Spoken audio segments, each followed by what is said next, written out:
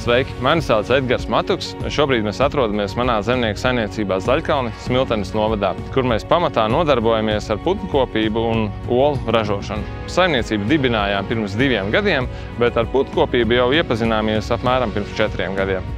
Šobrīd saimniecībā ir apmēram 350 dējēvistas, un kopējais putnu skaits saimniecībā ir 700–750 putnu dažādos vecumos, dažādas sugas. Nodarbojamies ar olu ražošanu, pamatā gaļu pašlaik vēl ne, jo tur ir vajadzīgas dažādas PVD atļaujas, un tas ir nedaudz sarežģītāks process. 2024. gada decembrī dibinājām arī savu internetu veikalu zaļkalnubode.lv, kur pamatprodukts, protams, ir mūsu saimniecības olas, bet apvienojām arī mūsu novada, Smiltenes novadu un tuvāko novadu dažādu ražotāju interesantu produkciju, un to visu ērti varat pie mums pasūtīt. Saimniecībā, protams, mums plānu ir daudz un dažādi, bet kā viens, ko es ceru realizēt tuvāko 2 gadu laikā, ir iespēja braukt uz saimniecību ekskursijās.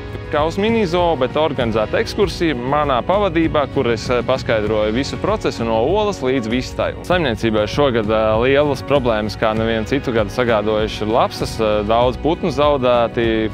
Arī, diemžēl, sarksuns ir ierobežots, nevar palīdzēt, jo patīk vairāk sargāt kaimiņu māju nekā savu māju.